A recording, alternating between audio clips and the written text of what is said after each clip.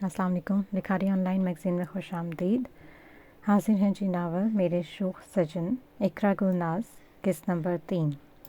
Comment में हमें ज़रूर बताइएगा कि आपको ये नावल कैसा लग रहा है और हमारे चैनल को सब्सक्राइब कर लीजिएगा, बेल आइकन को क्लिक कर लें ताकि आप लोगों को सारी वीडियोस की नोटिफिकेशंस मिलती रहें। और आप लोगों की राय हमारे राइटर्स के लिए और हमारे चैनल के लिए बहुत ज़्यादा अहम है, तो प्लीज़ अपनी कमेंट्स में अपनी राय को ज़रूर शेयर कीजिएगा।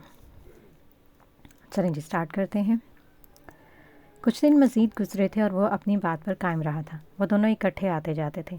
बातचीत ना होने के बराबर ही थी। वो एक दूसरे को नज़रअंदाज करने की पूरी कोशिश करते।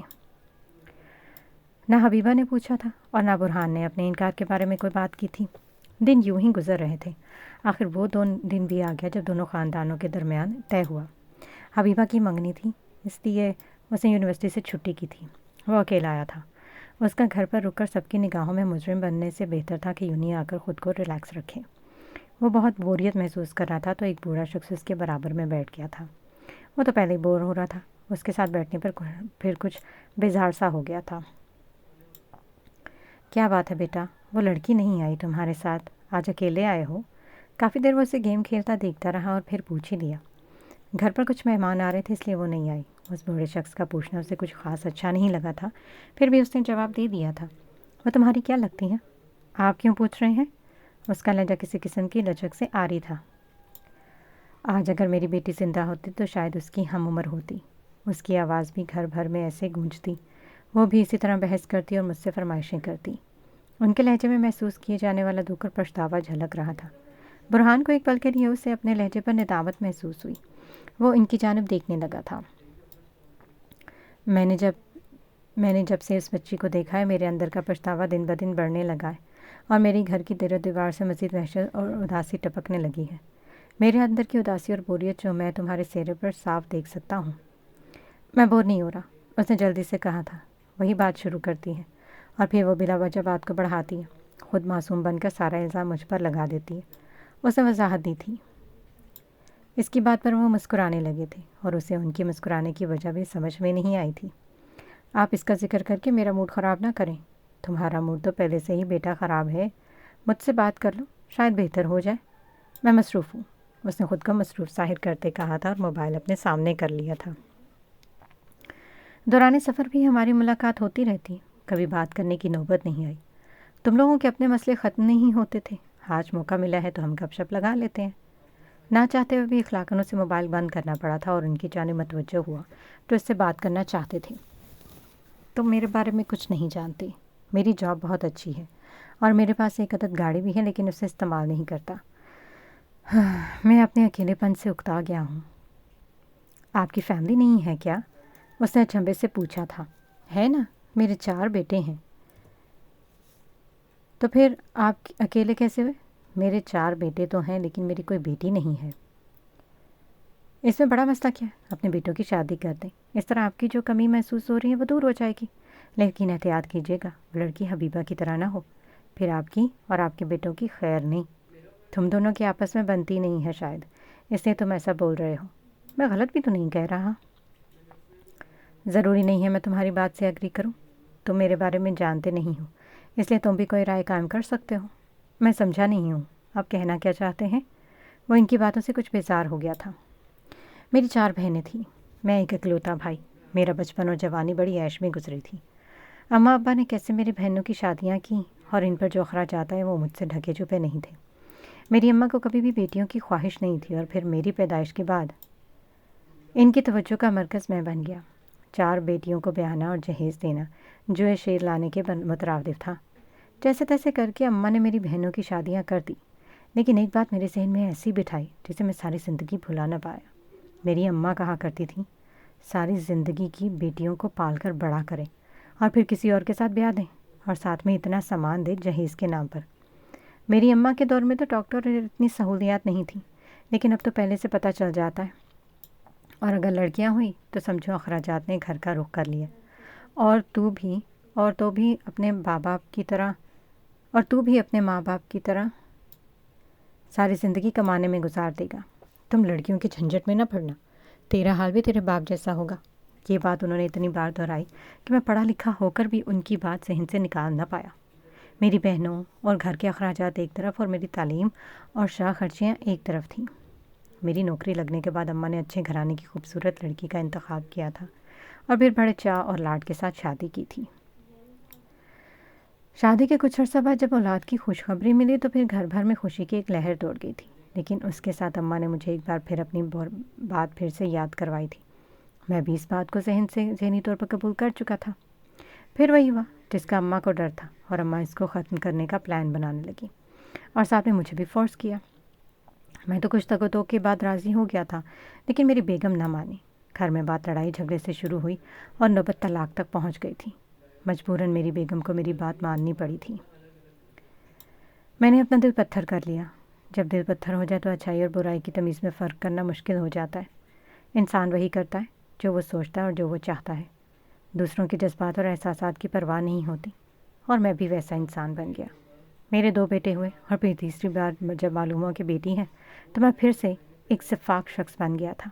وقت گزرنے کے ساتھ میرے ہاں اللہ نے 4 بیٹے سے نوازا تھا، لیکن میں نے اس تمام عرصے میں 2 جانبیں ختم کر دی تھی۔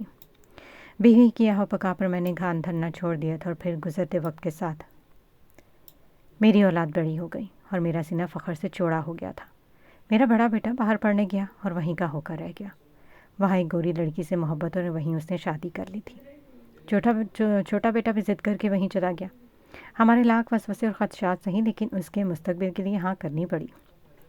میں نے اپنے 4 بیٹوں کو اچھا پڑھایا لکھایا اور ان کی شادیاں کی، اور وہ ان کے کام کے سلسلے میں کبھی رکاوٹ نہ بنا، اور وہ بہتر روزگار کی تلاش میں دوسرے شہر چلے گئے۔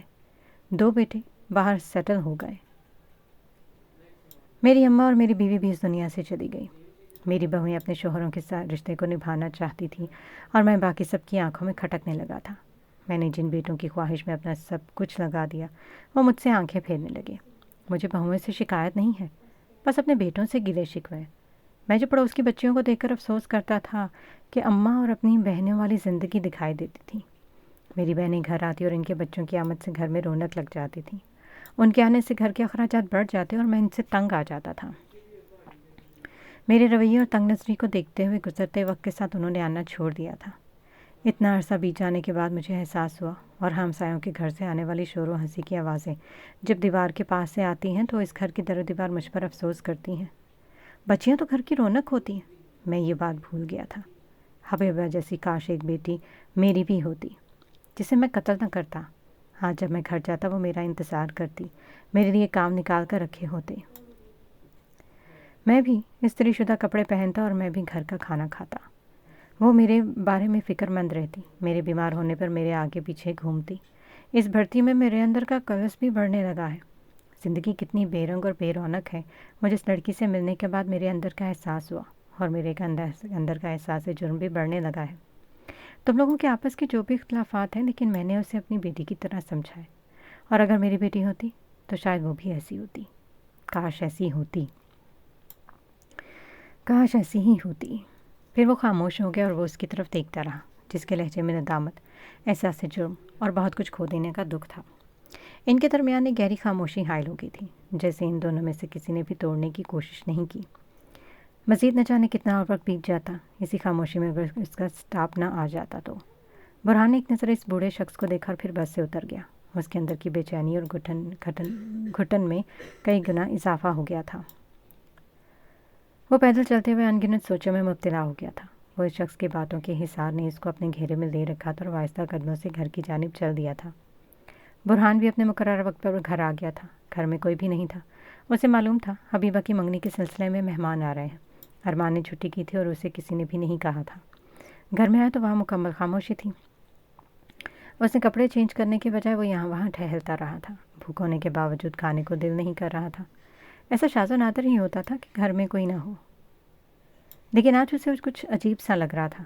کچھ سب کی نظروں اور لہجوں کا بھی اثر تھا، اور کچھ سفر کے دوران ساتھ بیٹھے اس بوڑھے شخص کی باتوں کا اثر تھا۔ وہ کچھ دیر یہاں وہاں ٹہلتا رہا۔ مہمان آ چکے ہوں گے، دیکھتا ہوں کیا پروگرس ہے، سوچتے ہوئے اپنے قدم سیڑھیوں کی جانب بڑھا دیے تھے۔ چاچو کے گھر میں جانے اور ان کی نظروں سے شکوے شکایت دیکھنے کا فی الحال اس کا موڈ نہیں تھا، اس لیے ٹیرس سے جھانک کر دیکھنا اسے بہتر لگا تھا۔ उधर घर में कल से ही तैयारियां शुरू हो चुकी थी। घर की सफाई सुथराई से लेकर खाने पीने और सेटअप तक हर चीज़ को मौका की मुनासबत से अरेंज किया गया था। बहुत ज़्यादा लोग इनवाइटेड नहीं थे, इसलिए घर में इंतज़ाम कर लिया गया था। कुछ बड़ों ने भी कह दिया था कि हमने बढ़ चढ़ कर कोई दिखावा नहीं करना, सिर्फ रस्म की जाए और सारी ख्वाहिशें आप शादी पर पूरी कर लीजिएगा। उन्होंने भी कोई ख़ास एतराज़ नहीं किया था। सबकी मुत्तफ़क़ा राय से सारे इंतज़ामात घर पर ही किए गए थे। घर में मेहमान आ चुके थे। वो सब लोग लाउंज में बैठे थे। मेहमानों के खाने पीने का इंतज़ाम अम्मी और ताई अपनी निगरानी में कर रही थी। वो तीनों कमरे में घुसी हबीबा के साथ अपनी तैयारियों में लगी हुई थी। हबीबा को फाइनल टच देने के बाद वो अपनी तनकीदी जायज़ा ले रही थी। हबीबा ने खुद को आईने में देखा। उसकी सी ग्रीन लॉन्ग हाई और लॉन्ग फ्रॉक जो फ़ैशन और मौका की मुनासबत से बिल्कुल परफेक्ट थी। इसका बड़ा सा दुपट्टा एक साइड पर उसने सेट कर दिया था, जिसे आसानी से सर पर भी ओढ़ा जा सकता था। फिलहाल उसने कंधे पर यूं ही बेनियाज सा झूलता छोड़ दिया। कानों में अफ़गानी इयररिंग्स पहने, बालों को आगे से अच्छे से सेट करने के बाद बाकी स्ट्रेट किए लंबे बालों को उसने पीछे की ओर खुला छोड़ दिया था। लाइट मेकअप में वो बहुत प्यारी लग रही थी और आईना इस बात का मुंह बोलता सबूत था। माशाल्लाह बहुत प्यारी लग रही हो, देखना बिलाल भाई तो फिदा होकर रह जाएंगे, सबा ने उसे तंग करते हुए कहा था। हाँ, हीरे की कदर जवारी ही कर सकता है, हिना ने बुरहान का हवाला देते हुए कहा था। हबीबा ने इनकी जानिब देखा और कहा, हाँ ठीक कह रही हो तुम। इंसान को उस शख्स का हाथ थामना चाहिए जो उसकी कदर करे। नाशुक्रे बंदे को अल्लाह भी पसंद नहीं करता। किसी ऐसे शख्स के साथ ज़िंदगी नहीं गुजार सकती जो ख़ुद को फ़ौक़ियत दे मुझ पर। मुफ्त में मिली चीज़ें हों या इंसान, लोग इसे बेवकूफ़ कर देते हैं। कदर सिर्फ इसी की होती है जिसकी ख्वाहिश के साथ मेहनत और तलब हो। हबीबा ने अपने बाल पीछे को झटकते हुए बुरहान का तस्वुर जहन में लाकर थोड़े तख्त लहजे में कहा था। सही कह रही हो तुम, भला ऐसी लड़कियां कहाँ मिलती हैं, सबा ने मुंह बनाते कहा था। देख लेते हैं वो अपने लिए किस परिविश लड़की को तलाश करता है, मेरी बहन को रिजेक्ट करके हिना दोबारा गोया हो, वो तो देखना ही पड़ेगा। खैर छोड़ो इस बुरहान नामे को, हमें इसका जिक्र करके अपना फंक्शन ख़राब नहीं करना चाहिए। हबीबा ने इसका ख्याल दिल से निकाल कर सर को झुटका। मोबाइल देना ज़रा, मैं लॉन में जाकर अपनी अच्छी सी सेल्फियाँ बना कर लाऊँ, वहाँ नेचुरल पोजेज़ आएंगे और तुम लोग देख लेना, अम्मी को किसी चीज़ की ज़रूरत ना हो। उन्होंने कुछ नहीं कहा था। तुम्हारा दिन है, तुम इंजॉय करो। उसने मोबाइल पर टाइम देखा था। उसने अंदाज़ा लगाया कि बुरहान के आने का टाइम हो गया था। उसके सामने शोखियाँ मारने का इरादा बना दिया था ताकि उसे भी नन्हा सा पछतावा हो कि उसने किसे रिजेक्ट किया है। ये सब सोचते हुए चुपके से सेहन से होते हुए छोटे लॉन में आ गई। लाउंज में खिड़कियों और दरवाज़ों पर पर्दे थे, इसलिए वो आराम से घूम भी सकती थी। बुरहान ने बड़े एहतियात से लॉन में नज़रें दौड़ाई थी। लॉन में उसे किसी की पुष्ट दिखाई दी थी। वो अंदाज़ा न लगा सका कि इन तीनों लड़कियों में से कौन होगी। वो सीने पर हाथ बांधे देखने लगा था कि कौन सेल्फियाँ ले रही है। उसके पाँव को छोटा छूता पीछे से लॉन्ग फ्रॉक घास पर इर्द गिर्द फैल गया था। उसकी बैक साइड इसको मतवज्जो कर रही थी। वो गैर इरादी तौर पर इसको देखने लगा था। उसने एक तरफ से सेल्फियाँ ली और दूसरी तरफ कैमरा करके अपनी बैक साइड से चेहरा उस जानिब घुमाया था ताकि वह दूसरे रुख से तस्वीरें बना सके, और इसकी नज़रें सीधी इस पर गई थी। उसको अपने सामने देखकर उसने जानबूझकर स्माइल पास की थी। उसे नज़रअंदाज करके दोबारा से मुस्कुराते अपनी सेल्फियाँ उसे नज़रअंदाज करके दोबारा मुस्कुराते हुए अपनी सेल्फियाँ बनाने लगी थी। वह आहिस्ता से कदम उठाते हुए अपनी फ़्रॉक को आगे से उठाकर बड़े नाज से आहिस्ता आहिस्ता गोल गोल घूमने लगी, उसके दिल में जो नन्हा सा पछतावा पैदा करना चाहती थी। वो इसमें काफ़ी हद तक कामयाब हो गई थी। इस काम से उसके दिल को तस्कीन मिली थी कि उसे भी मालूम होना चाहिए कि आखिर उसने किसको रद्द किया है। वो जो घर के टेरेस पर खड़ा पहले तो घूर रहा था और फिर न जाने क्यों वो सारी तलखियाँ और शिकवे शिकायतें पानी के बुलबुले की तरह बैठ गए थे। उसकी जगह पछतावे ने ले ली थी। क्या मैंने फ़ैसला करने में जल्दी कर दी है? वो जानता था कि वो उसे जेलस करने के लिए शौकियाँ दिखा रही है और वो ये सब कुछ जानबूझ कर रही है, लेकिन ये इसका दिखावा इसकी जान को आ गया था। कुछ पल खड़ा वो गैर इरादी तौर पर उसे देखता और फिर सर झटक कर नीचे चला गया और ख़ुद को बावर करवाया कि ये सिर्फ वक्ती पछतावा है और कुछ नहीं। अचानक से उसका दिल हर चीज़ से उचाट हो गया था। घर की खामोशी और भी गहरी महसूस होने लगी थी। इसकी शौकियाँ उसका पारा हाई कर रही थी। इसकी खूबसूरती इसकी ज़बान के सामने कोई अहमियत नहीं रखती। मुझे इसके बारे में नहीं सोचना। इसकी मंगनी होगी, जल्द उसकी शादी भी हो जाएगी।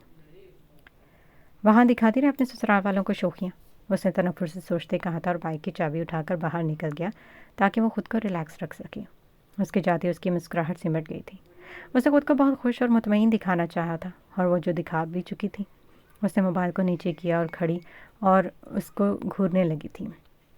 यहाँ से कुछ पल पहले माथे पर शिकने डाले उसको देख कर गया था।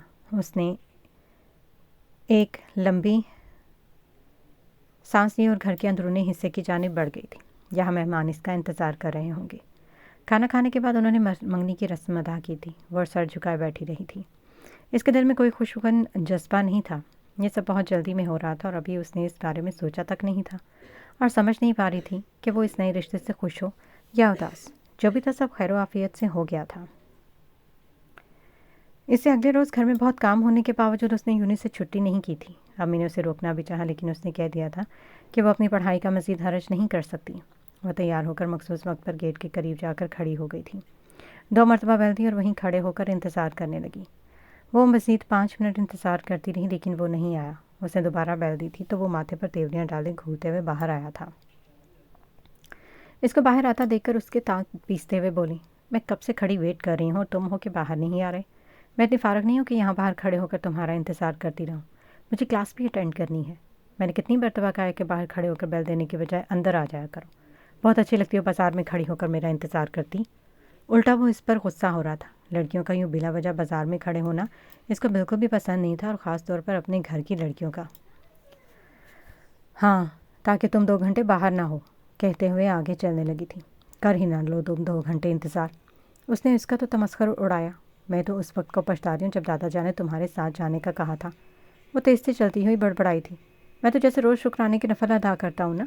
अगर दादा और बड़ों का लिहाज ना होता ना तो तुम्हें देखना भी पसंद ना करूँ। साथ आना जाना तो दूर की बात है। उसने अपने बैकपैक को सेट करते हुए बराबर में आया और इस पर गुस्सैली नज़र डालते हुए कहा था। वो दोनों फुटपाथ पर चल रहे थे और हमेशा की तरह उसकी दाएं जानिब था। ऐसा वो गैर महसूस तरीके से करता था और ख़ुद सड़क वाली साइड पर होता था। शुक्राने की नफल तो मैं अदा करूँगी जब तुम्हारा ये सेमेस्टर पूरा हो जाएगा और मैं अकेली आया जाया करूँगी। इस फ्री के बोझ से तो निजात मिलेगी। वो एक पल को रुक कर कहा था और फिर मुंह बनाते चल दी। वो दांत पीस कर रह गया। वो बातों के दौरान बस स्टॉप तक पहुंच गए थे। वहाँ पहले से कुछ स्टूडेंट और लोग बस के इंतज़ार में खड़े थे, इसलिए वो खामोशी से एक जानब खड़े हो गए थे। बाकी का रास्ता एक दूसरे को दिल ही दिल में कोसने में गुजरा था। यूनिवर्सिटी के गेट पर पहुंचकर अपने अपने डिपार्टमेंट की जानिब बढ़ गए थे। बाकी का हिस्सा वापसी पर क्लियर करने का इरादा था। सुबह बहस करके अपना दिन ख़राब नहीं करना चाहते थे।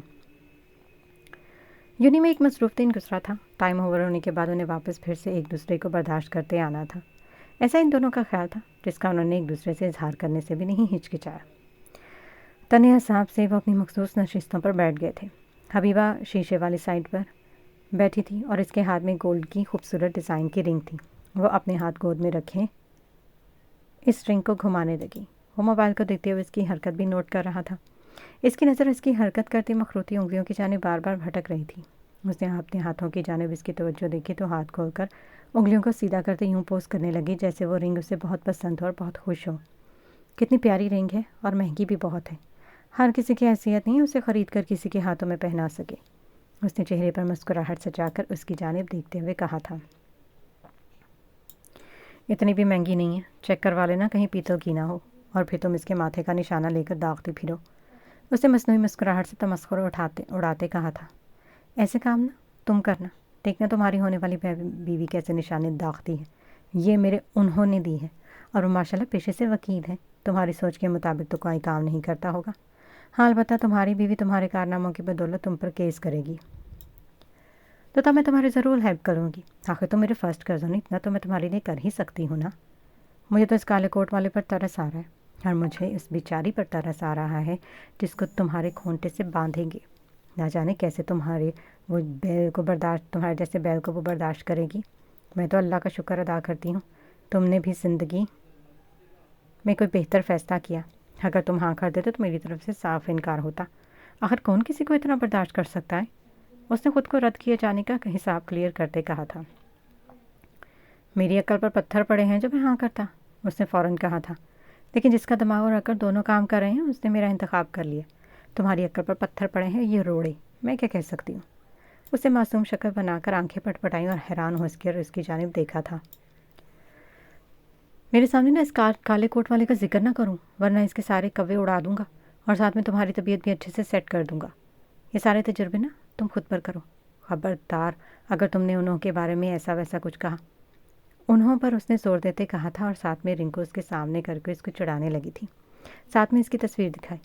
ماشاءاللہ سے کالا کوٹ کافی جچ رہا ہے۔ تمہارے اس کالے کوٹ والے کے ایسے کوے اڑاؤں گا وہ بھول جائے گا کہ اس کا پیشہ کیا ہے اور تم کون ہو۔ جا جا، میں نہیں ڈرتی تمہاری ان بیکار کی دھمکیوں سے۔ کسی کی خوشی دیکھ کر برداشت نہ کرنا۔ مجھے تم سے کوئی بات نہیں کرنی، مجھے بھی کوئی شوق نہیں ہے تم سے بات کرنے کا۔ کیسے جل کر کوئلہ ہو گئے ہو۔ جلنے کی بو تو تم سے آ رہی ہے۔ میری شادی ہوگی تو دنیا دیکھے گی یہ منہ اور مسور کی دال۔ آخر میری پرسنالٹی بہت ہے، میں ایسی لڑکی سے شادی کروں گا جو کم از کم منہ پھٹ اور بدتمیز نہ ہو۔ ایک تو میں لڑکیوں کی طرح قدرتی شرمیلا ہوں، ورنہ لڑکیوں کی لائن لگ جاتی۔ مجھے تو تم کہیں سے بھی ہینڈسم اور چارمنگ نہیں لگتے۔ لڑکیوں کی نظر کمزور ہوگی جو تم جیسے لڑکے کے لیے۔ غصے سے اپنی کوہنی اس کی کمر میں ماری اور تپانے کے لیے اس نے جان بوجھ کر فکرہ ادھورا چھوڑ کر کہا تھا۔ وہ برداشت کر کے رہ گیا، پھر اس کی نظر سامنے ایک لڑکی پہ پڑی۔ ایک زندہ مثال تو تمہارے سامنے، وہ دیکھو اس گاڑی کے فرنٹ پر۔ کچھ لڑکیوں کی طرف اشارہ کیا تھا، ایک لڑکی ان کی جانب دیکھ رہی تھی۔ ان دونوں نے بس میں کھڑی لڑکیوں کی جانب دیکھا تو ایک شوق سی لڑکی نے انہیں دیکھ کر مسکرانے لگی۔ برہان نے ایک جاندار مسکراہٹ اس کی جانب اچھالی تو وہ ایک ادا سے دیکھا اور اس نے مزید اسمائل پاس کی۔ دیکھا تم نے؟ اس نے اپنے بالوں میں ہاتھ پھیرتے ہوئے فخریہ انداز میں کہا تھا۔ پھر اس کے پیچھے کھڑے لڑکے کو بھی دیکھو، وہ بھی میری طرف دیکھ رہا ہے، تو کیا میں اب اس کو بھی اسمائل پاس کروں؟ اس کے یوں کہنے پر اس کی مسکراہٹ غائب ہوئی اور وہ ماتھے پر تیوریاں سجا کر غصے سے اس کی جانب دیکھا تھا۔ ایک غصیلی نظر لڑکے پر ڈالی جو بڑی ٹھٹائی سے انہیں دیکھ رہا تھا۔ بتاؤ کیا میں بھی اسے اسمائل پاس کروں؟ تمہاری ان فضول و بیتوکی باتوں کی وجہ سے نا میں نے انکار کیا۔ ابھی میں اسے سبق سکھا کر آتا ہوں، وہ کہہ کر غصے سے اٹھنے والا تھا کہ وہ بول اٹھی۔ اچھا، کسی لڑکی کے ساتھ تم فلرٹ کرو تو کوئی مسئلہ نہیں، اگر تمہارے گھر کی کسی لڑکی کسی اجنبی لڑکے کے ساتھ اپنی بکواس بند کرو۔ اس کی بات کاٹتے ہوئے کہا تھا۔ مجھے تم لوگوں کا نا ڈبل سٹینڈرڈ سمجھ میں نہیں آتا۔ خود دوسری لڑکیوں کے ساتھ فلرٹ کرو تو پھر سے فخر سے بتاتے ہو، اور اگر یہی کام گھر کی کوئی لڑکی کرے تو تم لوگوں کی عزت اور غیرت فوراً باہر آ جاتی ہے۔ تم بہت زیادہ بول رہی ہو، نظر نہیں آ رہا کہ وہ لڑکی میری طرف دیکھ رہی تھی؟ میں نے تو اسے کوئی اشارہ نہیں کیا۔ میں بھی تو یہی کہہ رہی ہوں، میں نے بھی اس لڑکی کو کوئی سگنل نہیں دیا، وہی ڈٹائی سے مجھے دیکھ رہا ہے۔ تو یہ سارے رولز جو تم مجھے بتا رہے ہو لڑکے خود پر لاگو کیوں نہیں کرتے؟ جب بات اپنے گھر پر آتی ہیں تو ساری عزت اور غیرت سامنے آئی، وہ بھی تو کسی کی بہن بیٹیاں اور عزت ہیں۔ لڑکوں کو کس نے اجازت دی ہے کہ وہ ٹائم پاس کرنے یا خود کو ہیرو ثابت کرنے کے لیے کسی بھی لڑکی کو سگنل دیں اور پھر فخر سے سب کو بتائے بھی؟ کیا تو وہ ٹھیک رہی تھی، لیکن برہان کی اپنی عزت اور انا آڑے آ گئی تھی۔ مجھے تم سے کوئی بات نہیں کرنی، اپنی ناک نا میرے معاملات میں مت پھنسایا کرو۔ جیسے تمہاری مرضی، میں تو حقیقت بتا رہی ہوں، اگر تمہیں میری بات پسند نہیں آئی پھر میں کیا کر سکتی ہوں؟ اس نے کندھے اچکا کر بے نیازی سے کہا تھا۔ ونڈو سے باہر دیکھنے لگی تھی۔ اس بات کا سائن تھا کہ انہیں ایک دوسرے سے کوئی بات نہیں کرنی۔ موسم بہت خوبصورت اور سہانا تھا۔ صبح بادل آئے اور خوب برس کر ماحول کو خوشگوار بنا کر چلے گئے تھے۔ باقی کا دن بھی اچھا گزر گیا تھا۔ آسمان پر بادل اٹکیلیاں کھلتے کرتے رہے تھے سارا دن۔ موسم خوشگوار تھا تو ان کے موڈ بھی۔ دادا جان اور ان کے مشترکہ رائے سے انہوں نے پکوڑے گھر میں بنائے اور دہی بڑے باہر سے منگوا لیے۔ چائے کے ساتھ صحن میں بیٹھ کر مزے سے کھانے لگی۔ پکوڑے بنانے کی خوشبو سارے گھر میں پھیل گئی تھی اور ساتھ میں ہمسایوں کے گھر میں بھی جا رہی تھی۔ ارمان اس خوشبو کے تعاقب میں وہاں آ گیا اور اپنا حصہ ڈال دیا تھا، اور ان کے ساتھ صحن میں رکھی ہوئی کرسی پر براجمان ہو کر مزے سے کھانے لگے تھے، اور ساتھ میں باتوں کا بھی سلسلہ چل نکلا تھا۔ ان کے بولنے کی اونچی آوازیں درمیانی دیوار پار کے برہان اور گھر کے باقی افراد بھی آسانی سے سن سکتے تھے۔ ان میں سب سے اونچی آواز حبیبہ کی تھی اور اس کی پوری کوشش تھی کہ وہ برہان کو جیلس کرے۔ اتنا پیارا موسم ہو رہا تھا اور گھر میں ارمان بھی نہیں تھا، اور چاچو کے گھر سے آتی ہوئی آوازیں اور ان کے کہہ کے اسے اور بھی بے چین اور اکیلا پن محسوس کروا رہے تھے۔ جب سے حبیبہ کی منگنی ہوئی تھی اس کی ہمت ہی نہ ہو سکی کہ وہ چاچو کے گھر میں جائے۔ ان سب کی شکایتی نظروں کا سامنا کرنے کا اس میں حوصلہ نہیں تھا، اس لیے وہ ادھر کا چکر نہیں لگا سکتا تھا، ورنہ وہ اب ان سب کے ساتھ بیٹھا ہوا مذاق اور چٹکلا بازی کے ساتھ اور ایک دوسرے کی ٹانگ کھینچ رہا ہوتا۔ اس کو سمجھ میں نہیں آ رہا تھا کہ ان کے رنگ میں بھنگ کیسے ڈالے۔ وہ کوئی ترتیب سوچنے لگا۔ اب اس بارے میں وہ سوچ ہی رہا تھا، پھر اسے سامنے دیوار کی طرف دیکھتے ہوئے آئیڈیا بھی ذہن میں آ گیا۔ وہ کچھ پل کے لیے سوچنے لگا کہ اسے یہ کام کرنا چاہیے یا نہیں، اور پھر خود ہی ڈن کیا۔ پرانے بدلے اور اس کا حساب چکتا کرنے کا وقت آ گیا تھا۔ صحن میں مرغیاں دانہ دن کا کھا رہی تھیں اور دادا جان کا اصیل مرغ دونوں گھروں کی درمیانی دیوار پر چہل قدمی کر رہا تھا۔ وہ چلتا ہوا دیوار سے ان کی جانب دیکھ رہا تھا اور ساتھ میں ککڑوں کروں کی آوازیں نکالتے ہوئے بڑے دھڑلے سے ان کے صحن میں کود گیا۔ اس کو دیکھتے ہوئے اس کے ابرو تن گئے۔ یہ آوارہ مزاج مرغا ان کی مرغیوں کے ساتھ بڑی بے تکلفی سے دانہ دنکا اور چہل قدمی کرنے لگا۔ دادا جو چاول ٹرے میں لیے باہر آئی تھی تاکہ ان مرغیوں کے سامنے پھینک سکے، برہان فوراً ان کی جانب لپکا اور بولا، دادو دیکھیے یہ شریکوں کا مرغا کتنی جرأت اور نڈر پن سے ہماری مرغیوں کو بھرگلانے آیا ہے۔ میرے سامنے یہ دیوار سے کودا، پھر نہ جانے ہماری بھوری بھاری مرغیوں کے کانوں میں ایسا کیا کہا کہ وہ اس کے آگے پیچھے گھومنے لگی۔ آپ اگر کہیں تو ان کا اچھے سے علاج کروں، پھر دیکھیے گا دوبارہ اس کی ہمت نہیں ہوگی ہمارے گھر میں کودنے کی۔ برہان پیچو تاب کھاتے ہوئے دادو سے مخاطب ہوا، میں بھی سوچ رہی ہوں کہ ہماری مرغیاں تو اتنا کھاتی نہیں ہیں، لیکن میں کچھ دنوں سے دیکھ رہی ہوں کہ صحن کے سارے دانے غائب ہوتے ہیں، تو ضرور یہ مرغ نہ صرف پہلے خود کھاتا ہے بلکہ اس کا حصہ بھی کھا جاتا ہوگا۔ دادو نے کمر پر ہاتھ رکھ کر دور اندیشی سے سوچا اور اپنے پوتے کی ہاں میں ہاں ملائی۔ تو پھر دادو جان آپ یہ بتائیں ان کا کیا کرنا ہے؟ کرنا کیا ہے؟ انہوں نے سوچتے ہوئے کہا تھا کہ کیا کیا جائے۔ دادو آپ کو پتہ ہے کہ ہمسایوں کے ہاں پکوڑے بنائے جا رہے ہیں اور مجال ہے کہ آپ کو بھی بھجوائے ہوں۔ میں تو کہتا ہوں اس بار انہیں وارن کر دیتے ہیں اور اگلی بار اگر ہمارے گھر میں آیا تو اسے بھون کر خود بھی کھائیں گے اور انہیں بھی بھجوائیں گے، پھر انہیں معلوم ہوگا جو اس مرغی کی شرافت کا دم بھرتے ہیں۔ تو کیا تم واپس کرنے جاؤ گے؟ سمینہ بیگم نے حیرانگی سے پوچھا تھا۔ تو کیا تم واپس کرنے جاؤ گے؟ سمینہ بیگم نے حیرانگی سے پوچھا تھا۔ واپس تو کریں گے لیکن اپنے طریقے سے۔ اسے ابھی میں شریکوں کے ہاں ان کے منہ پر مارتا ہوں تاکہ انہیں بھی پتہ چلے کہ ہم کتنے عزت دار لوگ ہیں، اور اگر ہمارے گھر میں کوئی منہ اٹھا کر آ جائے تو ان کا کیا حال کرتے ہیں۔ برہان نے جذباتی ہوتے کہا اور دادو کو بھی کر دیا تھا۔ دادو نے اپنی نظریں مرغی پر چلائیں اور چہرے کے تنے ہوئے اعصاب سے اس بات میں سر ہلاتے ہوئے اجازت دی کہ انہیں بھی پتہ چلے کہ ان کا مرغا کتنا شریف ہے۔ بس برہان کو اجازت ملنے کی دیر تھی اور وہ مرغے کو پکڑنے کے لیے اس پر جھپٹ پڑا۔ ان کے صحت میں ہلچل مچ گئی۔ اس مرغے نے ان کو سخت تیوروں کے ساتھ اپنی جانب بڑھتا دیکھ کر بھاگ کھڑا ہوا تھا۔ پھر کیا تھا؟ آگے آگے مرغا اور پیچھے برہان، اور پھر بہت کوشش اور محنت کے بعد مرغیوں میں سے اس نے اپنا مطلوبہ مرغا تگودو کے بعد پکڑ لیا تھا۔ اس پکڑ دھکڑ میں اس کی سانس بھول گئی تھی۔ اس نے اس کو اپنے ہاتھوں میں اچھے سے دبوچنے کے بعد چند لمحے سانس لیا اور اپنی سانس کی رفتار کو نارمل کرنے لگا۔ بڑے فخری انداز میں دادو کی جانب دیکھا اور اپنے کارروائی کرنے کو تیار ہو گیا۔ اس نے لکڑی کا میز گھسیٹ کر دیوار کے ساتھ لگایا اور اس کے اوپر چڑھ کر دوسرے گھر میں جھانکا۔ اس نے سب کی پوزیشن دیکھی کہ کون کہاں بیٹھا ہے۔ وہ سب کھانے کے ساتھ باتوں میں مصروف تھے۔ کسی کی بھی دیوار سے جھانکتے ہوئے برہان پر نظر نہیں پڑی تھی۔ اس نے ایک نظر پہلے دادو پر ڈالی اور انہوں نے ہاں میں سر ہلا کر اسے اجازت دی، اور دوسری اس نے صحن میں بیٹھے لوگوں پر۔ اس نے مرغے کو گھورتے ہوئے اس کی جانب دیکھا تھا جو مزاحمت کر رہا تھا۔ ان سب نے اس کی آوازوں پر دھیان نہیں دیا تھا۔ اس نے مرغے کو اٹھایا اور غصیلی نظر اس پر ڈالی۔ اسے اٹھا کر زور سے حبیبہ کے عین اوپر پٹخا تھا۔ وہ اڑتا ہوا ککڑوں کڑو کرتا اس کی جھولی میں جا گرا اور اگلے ہی لمحے اس کی چیخیں ایک ساتھ بلند ہوئی تھیں۔ ہائے اللہ میں مر گئی! حبیبہ جو کرسی پر ہی آلتی پالتی مار کر دہی بڑے کی پلیٹ کو تھامے مزے سے کھا رہی تھی، اوپر سے آتا ہوا مرغا سیدھا اس کی پلیٹ میں گرا تھا اور اس کی چیخ اور پلیٹ ساتھ میں اس کی گود میں گری تھی۔ مرغا گھبرا کر دوسرے لمحے ارمان کی گود میں کودا اور انہیں سوچنے سمجھنے کی مہلت دیے بغیر کود کر اپنی جان بچانے کے لیے وہاں سے بھاگ نکلا تھا۔ اس بیچارے مرغے کو لگا جیسے آوازوں کا بم پھوڑ دیا گیا ہو اس پر۔ حبیبہ نے ایک نظر بوکھلا کر اپنے حشر نشر ہوئے دہی بڑوں سے لپٹے کپڑوں پر ڈالی اور دوسری اوپر کی جانب۔ برہان فاتح نظروں سے دیکھتے ہوئے چہرے پر جاندار مسکراہٹ لیے گردن اکڑا کر کھڑا تھا۔ اس نے دائیں غصے سے دانت پیس کر کہا تھا، برہان بس یس ڈیئر کزن۔ اس نے تابع داری سے سر کو خم دیتے کہا تھا، برہان کے بچے یہ کیا گھٹیا حرکت ہے؟ ہینا نے اپنی جگہ پر کھڑے ہوتے کہا تھا۔ اچانک اس ارتداد سے اس کی سانس سے سانس نہیں مل رہی تھی۔ باقی سب کا ریئیکشن بھی کچھ ایسا ہی تھا۔ میں نے کیا کیا ہے؟ کاش تم اتنے بھولے بھی ہوتے جتنے بن رہے ہو، ارمان نے اپنی شرٹ کو دیکھتے کہا تھا۔ یہاں وہ مرغا دہی سے لپٹے اپنے پنجے اس کی شرٹ پر ثبت کر کے چلتا بنا تھا۔ وہ اپنی جگہ تل ملا کر رہ گیا تھا۔ برہان میں تمہیں چھوڑوں گی نہیں، اپنی اس چیپ حرکت کا خمیازہ تمہیں بھگتنا پڑے گا۔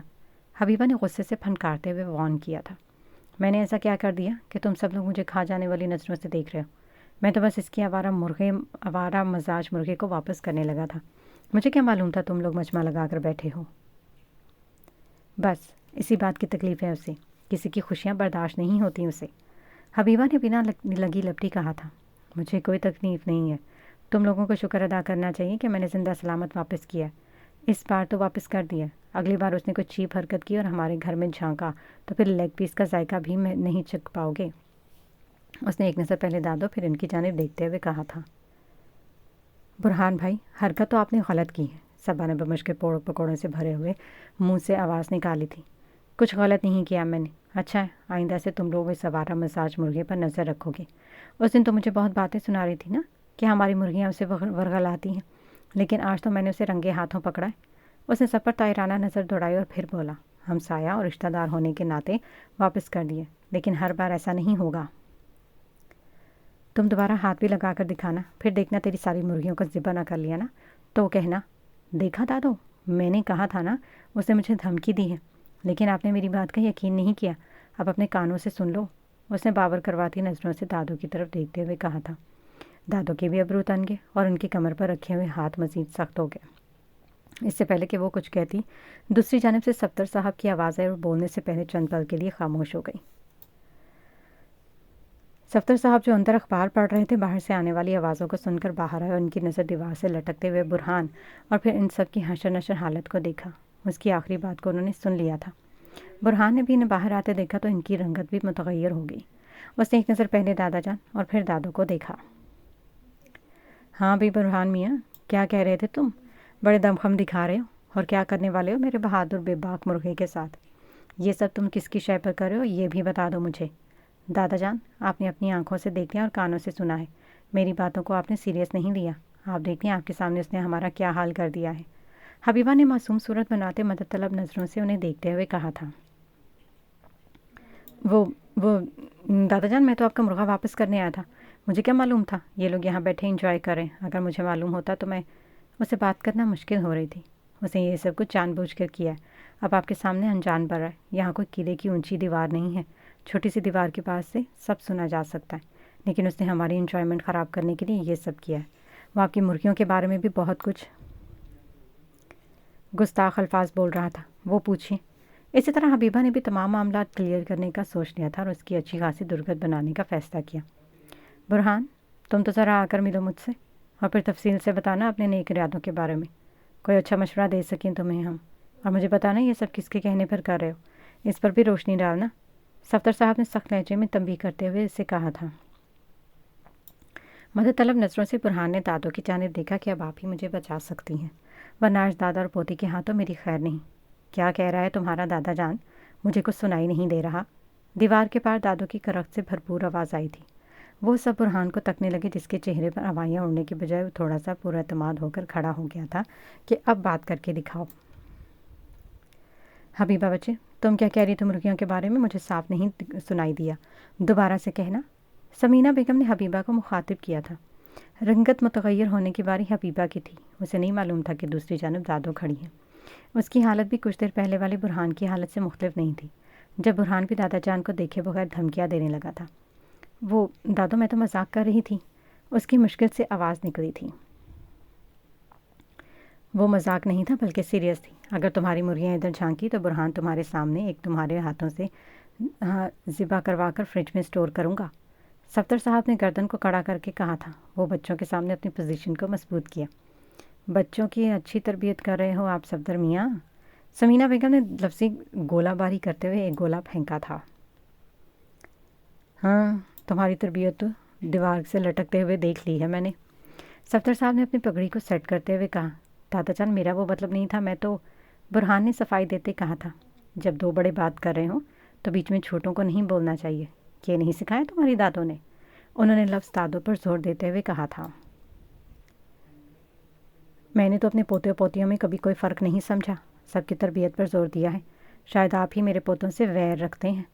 मुझे भी बहुत अजीज़ हैं, लेकिन मेरे पोते अगर किसी की शय पर कोई गलत काम करेंगे तो मैं इस गलती को दूर करने का पूरा हक़ रखता हूँ, और अगर ज़रूरत पड़े तो इन्हें सुधारने के लिए कान खींचना भी जानता हूँ। किसी को रियायत नहीं मिलेगी, ख्वाह मेरी पोतियाँ हों या पोते।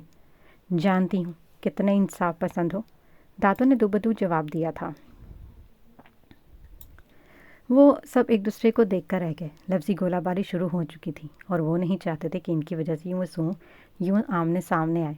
वो इनकी गैर मौजूदगी का फ़ायदा उठाकर अपनी भड़ास निकालते और इनसे मोहब्बत और हमदर्दियाँ हासिल करते थे। मामला हाथ से निकलता दिखाई दे रहा था और किसी को भी आमने सामने करके नाराज़ नहीं कर सकते थे, सो इन्हें ही कुछ करना था। दादा जान, हम तो सिर्फ बात कर रहे थे, आप लोग सीरियस ही हो गए। अरमान ने आगे बढ़कर बात संभालते कहा। 7 महीने भी तंबी की थी कि बाज आ जाओ। जी, हम तो यूं ही बात कर रहे थे। हबीबा को ज़बरदस्ती कहना पड़ा था। किसी को सफाइयाँ देने की ज़रूरत नहीं है। हमने एक लंबा अरसा साथ गुजारा है। कौन कैसा है सबको अच्छे से जानते हैं। आप अंदर जो पहले दिन से मेरे लिए तनाव था वो अभी तक नहीं गया। वो आपने बच्चों में भी डाल दिया। दादू ने करख्त आवाज़ में जवाब दिया। दादा जान, हम तो मजाक कर रहे थे, है ना बुरहान भाई? हम मजाक कर रहे थे ना। सबा ने इस बढ़ती हुई लड़ाई को बंद बांधने की अपनी सी कोशिश की। बुरहान से ताई चाही तो उसने हाँ में ज़ोर से सर हिलाया। उसने बात को ख़त्म करने और मज़ीद तनाव से बचाने के लिए जल्दी से नीचे उतर गया। थोड़ी देर में अब्बू भी आने वाले थे। इससे पहले कि मामला अपनी सारी आंखों से देख लें, उन्होंने सबसे ज़्यादा इंसल्ट और बातें उसको सुनानी चाहिए थी। आखिर वो वहाँ मौजूद यंग जनरेशन में सबसे बड़ा था और बात भी उसी ने ही शुरू की थी, इसलिए सारा मलबा इसी पर ही आकर गिरना था। उसने मौका की नज़ाकत को समझते हुए नीचे उतरा और दादो के पास आया था। दादो, हमारी वजह से अपना ताल्लुक़ क्यों ख़राब कर रही हैं? आप तो जानती हैं ना, हमारी तो छोटी मोटी लड़ाइयाँ होती रहती हैं। उसने एक नज़र गेट की तरफ देखते कहा था कि अब्बू किसी भी वक्त आ सकते हैं। ये सोचकर ही सांस गले में अटकने लगी थी। तुम चुप करो, आज मुझे बात कर लेने दो। उन्होंने उसे डपट कर चुप करवाना चाहा था। दादो, प्लीज़ छोड़िए ना। जो भी बात करनी है बाद में कर ले जाएगा। अब छोटी सी बात पर यूँ बहस करना अच्छा नहीं लगता। आपकी एक रेपुटेशन है और बच्चों के सामने यूँ ख़राब ना करें। बाहर भी गई है तुम्हारी रेपुटेशन नहीं, रेपुटेशन। इस वक्त आपकी ही नहीं मेरी इज्जत का सवाल है। अब भी अब्बू आ जाएंगे और दूसरी तरफ जो कार्रवाई हुई है वो ज़रूर मुझे दुकान पर बिठा देंगे। आप तो जानती हैं ना कि अब्बू के गुस्से को। वो तो पहले ही उसने मिन्नत करते कहा था। वो तेरा बाप है और मैं उसकी माँ हूँ, तो फिक्र ना कर। पहले तुम्हारे बाप के बाप से तो बात कर लूँ। दूसरी तरफ सफदर साहब खड़े थे। बाकी सब इस सूरत हाल को समझने और इससे निकलने की कोशिश में थे। फिर उनकी दुआ भी कबूल होगी। अम्मी हाथ में मोबाइल लिए हुए बाहर आई। पहले तो उन्होंने इन सबको हैरत से देखा और इन पर एक उचटक नज़र डालकर दादा जान से मुखातिब हुई। अब्बा जान, आपके दोस्त शबीर की कॉल आई है लंदन से। वो बात करना चाहते हैं आपसे। अब्बा जान भी गुस्से से हूँ कहकर अंदर की जाने बढ़ गए थे और इनके जाते ही अम्मी के सवाल जवाब से बचने के लिए इधर उधर हो गए थे। इंसल्ट तो अब होनी थी। क्या ज़रूरी था कि सबके सामने और अच्छी खासी हो? फिर दूसरी जानिब से मंजर साफ होता देखकर दादो भी घर के अंदर की तरफ बढ़ गई और बुरहान ने सुख का सांस लिया और फिर खुद भी उनके पीछे घर के अंदर दाखिल हो गया। एक बड़ी जंग शुरू होने से पहले ही ख़त्म हो गई थी। रात काफ़ी गहरी हो गई थी। वो लैपटॉप पर तेज़ी से उंगलियां चला रहा था। उसे ख़ास मौजू पर सर्च करनी थी। वो हर पॉइंट को डिटेल में जानने की कोशिश कर रहा था। ये इसका आखिरी सेमेस्टर अपनी कारकर्दगी बेहतर दिखाना चाहता था। काम ख़त्म हो गया तो उसने लैपटॉप बंद करके बेड की बैक साइड के साथ टेक लगाकर खुद को रिलैक्स किया। फिर उसने अपना मोबाइल उठाया, न्यूज़ स्टेटस चेक किए। टॉप पर हबीबा का स्टेटस आया हुआ था। वो जैसे ही देखता कि माथे पर तेवरियाँ बढ़ने लगी। उसने स्टेटस पर अपनी 5 तस्वीरें लगाई हुई थीं। वो तो मंगनी की थी और एक में रिंग दिखाकर वाजिया किया गया था कि ये मेरी मंगनी की रिंग है। उसने मुस्कुराते हुए मुख्तलिफ पोज बनाए हुए थे। बात सिर्फ यहाँ तक ख़त्म नहीं हुई। वो जो इसे डिलीट करने का कहने लगा था, लेकिन दूसरी तरफ जो बात उसे शदीद गुस्से का बायस बनी थी वो ये थी कि वो ऑनलाइन थी। रात के इस वक्त किससे चैट कर रही है? उसने सोचा। फिर मैसेज सेंड करने का सोचा और टाइप किया, अभी के अभी ये स्टेटस से अपनी तस्वीरें हटाओ। साथ में गुस्से वाले इमोजी भी थे। हबीबा जो बड़े मज़े से अपनी फ्रेंड्स के साथ अपनी मंगनी के बारे में बड़ी जोशो खरोश से और बढ़ चढ़ कर बता रही थी। फिर बुरहान का मैसेज देखकर इसका सारा जोश ठंडा पड़ गया। उसने नई जवाब टाइप किया, तुम्हें क्या मसला है? मैं जिसकी चाहे तस्वीरें लगाऊं? मैंने कहा अभी अपनी तस्वीरें हटाओ। और तुम रात के इस वक्त किससे चैट कर रही हो? मैं नहीं हटाने वाली, और मैं जिससे भी चैट करूं तुम काम से काम रखो। मुंह चढ़ाने वाले इमोजी सेंड करते हुए टाइप किया गया था। तो फिर अभी के अभी आई स्क्रीन शॉट और वीडियो बनाकर दादा को तुम्हारे कारनामे दिखाऊंगा। फिर इन्हीं को बताना मुझे क्या मसला था। तुम हर मामले में दादा को बीच में मत लाया करो। जो भी करना है अपने बलबूते पर करके दिखाओ। बड़ों की धमकियां देना और मेरी शिकायतें लगाने से कब बाज आओगे? जब तुम अपने ससुराल चले जाओगी, और तब मुझे बताओ रात के इस पहर किससे चट कर रही हो। लोग उठकर तहज्जुद की नमाज़ की तैयारी करने वाले हैं और तुम। बुरहान ने जल्दी से टाइप करके सेंड किया। उसका मैसेज पढ़ के इसके अब्रू तन गए। वो कौन होता है उससे सवाल जवाब करने वाला? तुम तो फिर मुझे बताओ तुम कितनी नमाज़ें पढ़ते हो? सब मालूम है मुझे। इस वक्त जाकर तुम किस नमाज की तैयारी कर रहे हो? स्क्रीनशॉट लेकर मैं भी दिखा सकती हूँ कि तुम क्या कर रहे हो इस वक्त। तुम मुझे उधर की उधर ना सुनाओ, जो कहा वो करो और अच्छी लड़की बनकर सो जाओ। उसका पारा चढ़ाने के लिए उसने कहा था। तुम्हारी बातें सुनने से बेहतर है कि बंदा आराम से सो ही जाए, उसने उकता कर कहा था। साथ वैसे भी उसे बहुत नींद आ रही थी। ये कहकर उसने मोबाइल एक साइड पर रखा, तकिया मुंह पर रखकर सोने की कोशिश करने लगी। वो होता कौन है मुझे मशवरा नसीहतें करने वाला? खुद को समझता क्या है? वो बड़बड़ाने लगी। सोने की कोशिश करने लगी। नींद आंखों में मौजूद होने के बावजूद वो सो नहीं पा रही थी। इसका ज़हन बुरहान की वजह से डिस्टर्ब हो गया था। उसने मोबाइल उठाकर टाइम देखा। तहज्जुद की नमाज़ का टाइम हो गया था। चलो तहज्जुद की नमाज़ पढ़ ही लेती हूँ, बाद में सो जाऊँगी। उसने दिल में सोचा, इरादा करके उठ गई थी। उधर बुरहान भी जो सोने वाला था वो चंद पर मोबाइल को देखता रहा। वो खुद ऑफलाइन हो गई थी। उसकी तस्वीरें अभी भी लगी हुई थी। इससे पहले कि वो दोबारा मैसेज करता, उसने इसको ऑनलाइन होते देखा और फिर उसने अपनी तमाम तस्वीरें स्टेटस से हटा ली थी। उसकी बेख्तियार होंठों पर मुस्कुराहट फैल गई। उसने टाइम देखा तो सोने के बजाय उसने तहज्जुद की नमाज़ पढ़ने का सोचा। वो अपनी स्टडी के लिए भी रात देर तक जाग रहा था। अल्लाह के हजूर भी सर सजदे में रखने को दिल करने लगा था। उसने तंज में ही कहा था उसे, लेकिन इसका दिल तहज्जुद की नमाज अदा करने की तरफ गामजन कर दिया गया था। उसने अपनी सारी सोचें और मनफी ख्यालात झटक कर वॉशरूम की जानिब कदम बढ़ाए थे।